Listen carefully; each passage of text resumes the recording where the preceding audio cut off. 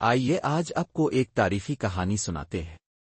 British army کا ایک نیڈو نامی کرنل کسی سرکاری ڈیوٹی کے سلسلہ میں انگلینڈ سے ہندوستان آیا۔ اس نے واپسی سے قبل ہندوستان کی قدرتی خوبصورتی کے مشاہدے کا فیصلہ کیا۔ مزاج درویشانہ تھا، چنانچہ ایک عام سیاح کی حیثیت سے سیاحت کے لیے نکل پڑا۔ ہندوستان کے مختلف شہر، قصبے اور تاریخی مقامات سے ہوتا ہوا بالآخر کشمیر کی وادی گلمرگ جا پہنچا۔ اس وادی کی خوبصورتی نے اسے اتنا متاثر کیا کہ وہ کافی عرصہ وہیں رکا رہا۔ وہ سارا دن کچے پکے راستوں، پہاڑی جھرنوں، آبشاروں اور دھند میں لپٹے درختوں کی تلاش میں گھومتا رہتا۔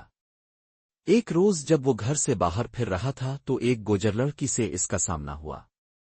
لوگ بتاتے ہیں کہ کرنل نیڈو اس معمولی سی لڑکی کے لیے اتنا پاگل ہو گیا کہ نوکری سے استعفیٰ دے دیا۔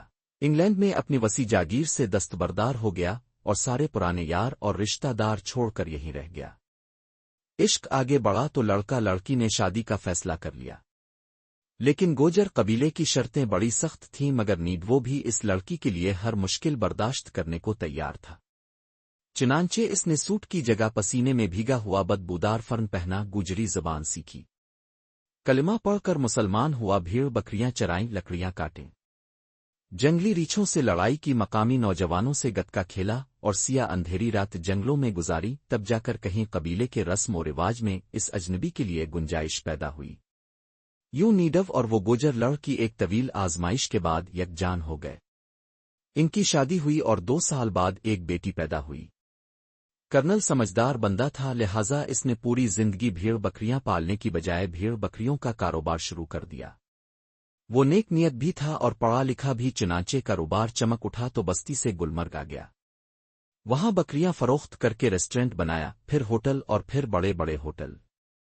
الغرض 20 برسوں میں اس کا شمار ہندوستان کے بڑے سرمایہ داروں میں ہونے لگا۔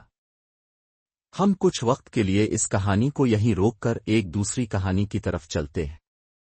برٹش آرمی کا شہرت یافتہ کردار کرنل لارنس، جسے عرف عام میں لارنس آف عربیہ کہا جاتا تھا، عجیب سخت جان شخص تھا۔ وہ بغیر کچھ کھائے پیے ہفتوں صحرا میں زندہ رہ سکتا تھا۔ 0 درجے سے نیچے جہاں پانی برف بن جاتا ہے، وہ ننگ دھڑنگ گھنٹوں کھڑا رہ سکتا تھا۔ تیز بہاؤ کے الٹ گھنٹوں تیراکی کر سکتا تھا۔ وہ بھوکے شیروں کے غاروں میں داخل ہوتے چند سیکنڈ لگاتا تھا۔ بل میں ہاتھ ڈال کر سانپ کو پھن سے پکڑ کر باہر کھینچ لیتا تھا۔ اس کے ساتھ ساتھ وہ 4 آسمانی کتابوں کا حافظ تھا۔ وہ عربی، فارسی، انگریزی اور فرانسیسی اس روانی سے بولتا تھا کہ بڑے سے بڑا صاحب زبان بھی دھوکہ کھا جائے۔ شاید انہی خوبیوں کے باعث اسے درندے کی چمڑی میں دانشور کا دماغ کہا جاتا تھا۔ کرنل لارنس جب سلطنت عثمانیہ کے خلاف مہم مکمل کر کے ڈیزرٹ آف ڈیتھ سے واپس آیا تو اسے کمانڈر کی طرف سے فوراً ہندوستان پہنچنے کا حکم ملا۔ وہ اگلے ہی روز دہلی روانہ ہو گیا، جہاں نیا حکم اس کا منتظر تھا۔ قصہ مختصر، جب وہ وائسرائے کے محل میں داخل ہوا تو وائسرائے نے اس کا اس طرح استقبال کیا جس طرح بڑی قومیں اپنے ہیرو کا کیا کرتی ہیں۔ دن بھر کے جشن کے بعد جب رات نے دستک دی تو نشے میں چور وائسرائے نے اسے وہ حکم نامہ تھما دیا جس میں لارنس کی نئی ذمہ داری درج تھی۔ لارنس نے حکم نامہ پڑھا اور کچھ دیر سوچ کر بولا، سر، مجھے داڑھی بڑھانے کے لیے چند دن لگیں گے۔ آپ کسی ایسے مسلمان کا بندوبست کر دیں جو مجھے اسلامی شاعر سکھا دے۔ وائسرائے نے سینے پر ہاتھ رکھا اور بولا، آپ کا کام سمجھی ہو گیا۔ کرنل لارنس کی ہندوستان آمد کے چند ماہ بعد لاہور میں مدینہ شریف سے آنے والے ایک بزرگ کا غلغلہ مچا۔ شاہ جی پرانی انار کلی کے ایک تنگ و تاریک گھر میں رہتے تھے، قرآن فہم تھے، اللہ تعالیٰ نے گلا بھی اچھا دیا تھا، لہٰذا جب سورہ فتح کی تلاوت فرماتے تو چلتے قدم رک جاتے اور پرندے پرواز بھول جاتے۔ دعاؤں میں اس قدر اثر تھا کہ جو کہتے وہ پورا ہو جاتا۔ مہمان نواز اتنے کہ سارا دن لنگر جاری رہتا، چنانچہ ہر وقت زائرین کا تانتا بندھا رہتا۔ ادھر ان کی شہرت تھی کہ پھیلتی ہی جا رہی تھی، یہاں تک کہ چند ماہ میں ان کے مریدین پورے ہندوستان میں پھیل گئے۔ یہاں اب ہم پہلی اور دوسری کہانی کو ملاتے ہیں۔ جب یہ شہرت پھیلتے پھیلتے گلمرگ پہنچی تو نیڈو، جسے اب بزرگوں کی تلاش کا خط ہو چکا تھا، شاہ جی سے ملاقات کے لیے لاہور آیا۔ آستانے پر حاضری دی تو شاہ جی نے نیم و آنکھوں سے دیکھتے ہوئے کہا، نیڈو، ہم تمہارے ہی منتظر تھے۔ کرنل نیڈو کے لیے شاہ جی کا فرمانا بڑا حیران کن تھا، کیونکہ پچھلے 22 برسوں سے لوگ اسے عبداللہ کے نام سے جانتے تھے، بہرحال چند منٹوں کی اس ملاقات کے دوران عبداللہ نیڈو شاہ جی کے ہاتھ پر بیعت ہو گیا، جس کے بعد ملاقاتوں کا سلسلہ شروع ہو گیا۔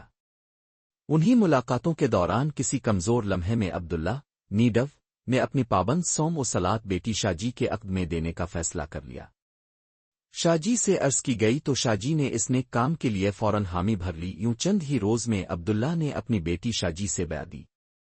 شادی کے 2 ہفتے بعد جب عبداللہ لاہور آیا تو بیٹی نے اس کے پاؤں میں گر کر رونا شروع کر دیا۔ عبداللہ پریشان ہو گیا۔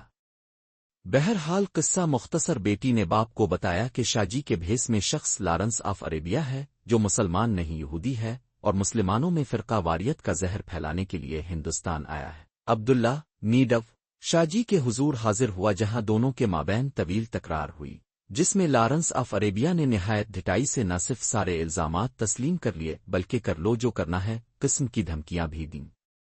قصہ مزید مختصر، لڑکی کو اندر بند کر دیا گیا۔ عبداللہ کو دھکے دے کر شہر میں مشہور کر دیا گیا کہ عبداللہ ملحد ہے، جو شخص اس کو جہاں دیکھے فوراً قتل کر دے۔ قصہ کو مزید مختصر کرتے ہیں۔ یہ عبداللہ رستم زما گاما پہلوان کے پاس گیا اور اسے ساری کہانی سنائی۔ گاما پہلوان ہونے کے ساتھ ساتھ سچا عاشق رسول بھی تھا۔ وہ فوراً اپنے شاگردوں کے ساتھ اسی وقت پرانی انارکلی پہنچا۔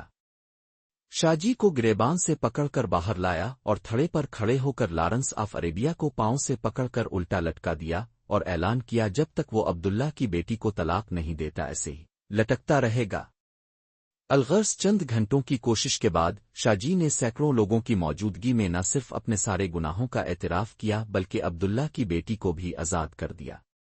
بعد ازاں یہ لڑکی شیخ برادری کے ایک گورے چٹے نوجوان عبداللہ سے بیاہی گئی، جسے اللہ تعالیٰ نے عالمگیر شہرت اور عزت سے نوازا، جو تاریخ میں شیخ عبداللہ کے نام سے مشہور ہے۔